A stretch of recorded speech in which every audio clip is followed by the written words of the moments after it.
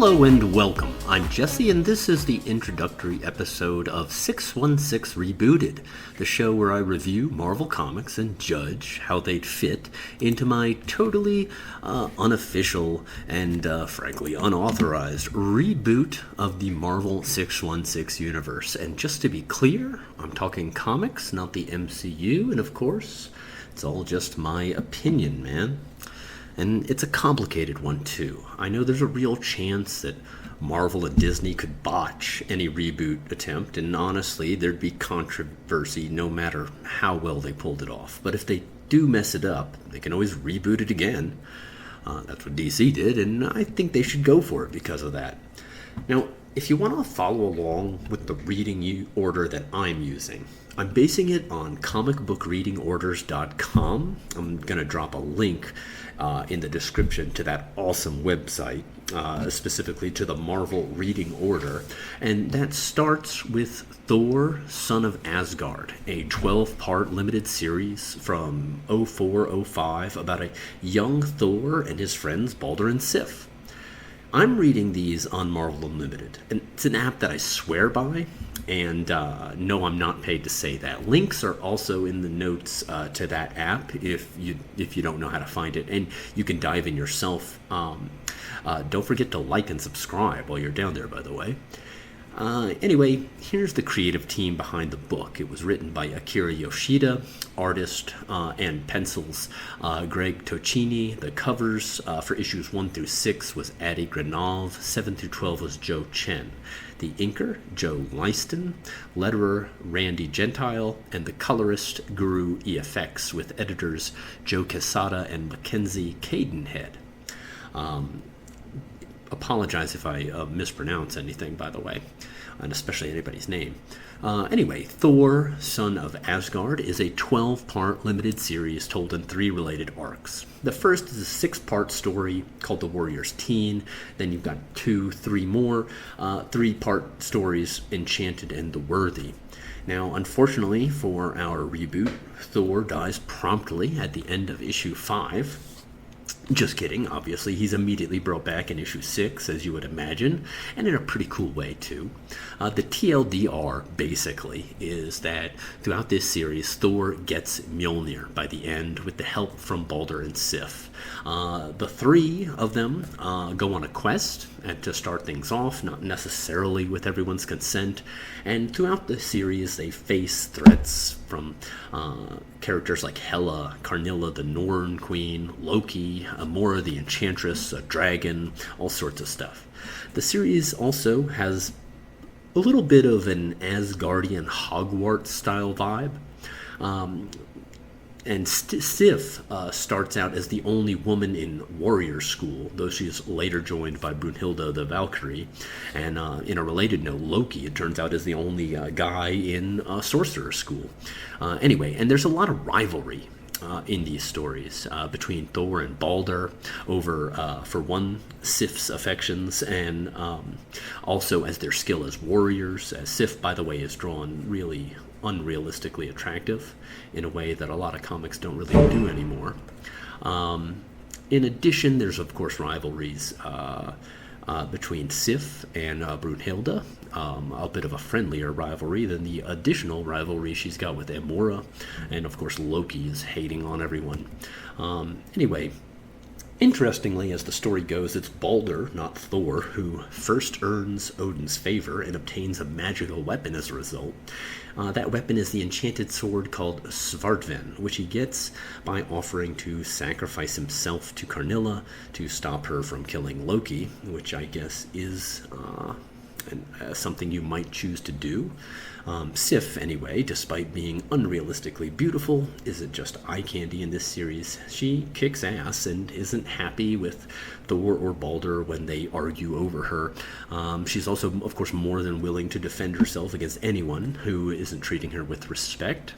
Now, with that said, there's a flashback into her childhood where Loki cuts off her hair and then offers a wig. Her hair originally was blonde, the wig is blonde, but when she puts the wig on, it turns black and becomes her real hair.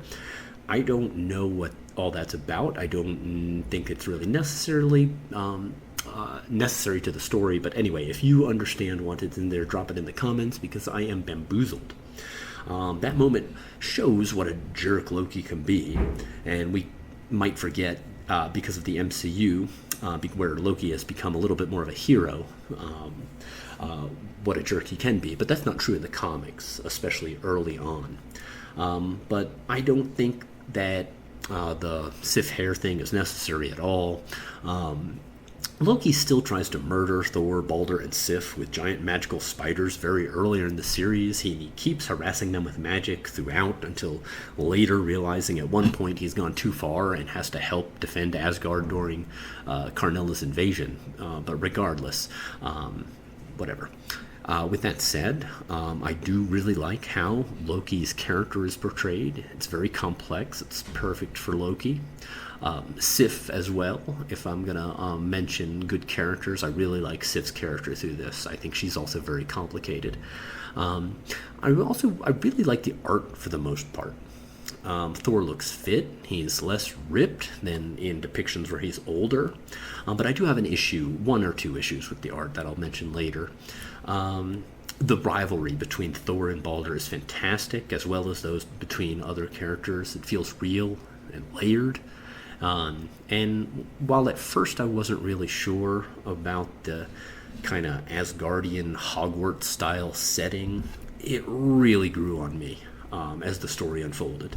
And seeing these teen Asgardians learning and testing their abilities, it works really well, along with the rivalries that these different characters have as the story progresses. In fact, I ended up enjoying it so much that when I thought about it afterwards, I think I wish there was more of it. Now, the story is, in addition, a great introduction to magic in Marvel. I think if this was going to be part of a Marvel reboot. And finally, Thor is really kind of a dummy, and I really love it. There's a part where he gets Mjolnir, and he's completely shocked by the power of the hammer. It's awesome. Now, with that said, there's a few things I didn't like. Loki is kind of one ugly mug here, especially in certain depictions. And this is pre-Tom Hiddleston, and maybe because of that, I think I hate it. You can't tell me teenage Loki wouldn't be devilishly handsome. I just won't stand for it. Now, on the other hand, Sif, I get, is definitely drawn a little unrealistically attractive. And I just speaking of all of it, of course, like I mentioned, I want more of that teen school drama early on in a reboot. That would be really cool. Overall, in the book, the Asgardian speak is a little hit or miss. Sometimes it was amazing, and other times it felt a little forced. Now, there's also a lot going on. There's questing, Loki's spying, Karnella's invasion, a hella fight at the end, which is fine, but since like I said, I prefer more of the school aspect and the training. Thor, Balder, Sif, and others go through. Loki, Valkyrie, Amora as they enter the story. If I was going to change something and I wasn't going to change the length of the story at all, I think maybe I'd figure out a way to drop the Hela storyline and add more of the school drama early on instead. Besides that change to the more teen drama, I think the story could use a little more backstory, if possible, on Karnilla and the reasons behind her invasion. It all comes on a little quick. And like I said, a handsome Loki, really. If we're not going to do like old man Loki, like the Tom Hiddleston has changed that, I think, part of Loki, where we don't want him looking like comically evil. So overall, in judgment, this absolutely fits into the hypothetical reboot that we're doing here. I'm not sure that Marvel would lead with, say, a Thor #1, or really even a Fantastic Four #1, like they originally did with the Fantastic Four #1. But I think in a slate of new #1 comics in a hypothetical reboot, this could definitely work as a first issue of Thor. Or a first issue of Journey into Mystery, what have you. This might be that. I think that might be the best way to approach a reboot, launching a Fantastic Four title and some other titles as well. Now, I've got a lot more ideas, so Marvel, if you're listening, feel free to steal this amazing concept. We're going to go on quite a ride for this podcast.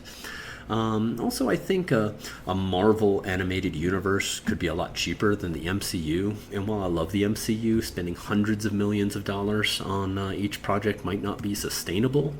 With that said, I think there's also a natural synergy with a 616 Reboot and the close ties between comics and Marvel animation. And that could make Disney a lot of money and make the fans really happy. I could definitely see this story a little modified to maybe even last a season or two, leading into Thor getting Mjolnir and focusing on the drama of a teen Thor and other teen Asgardians. Seriously, Marvel, let's get in touch. This sort of story doesn't have to go on forever, just a purposeful arc that exists in the past and sets the stage for Thor and some of the key relationships he'll have throughout his life. Anyway, what do you think? Should the 616 be rebooted? Or do you think the 14-year sliding timescale still holds up after all these decades? Let me know in the comments. You've got a little more than a minute anyway before this amazing song ends. Now, next episode, we're going to focus on the 2 Wolverine Origins series. And until next time, my friends, you can make mine Marvel.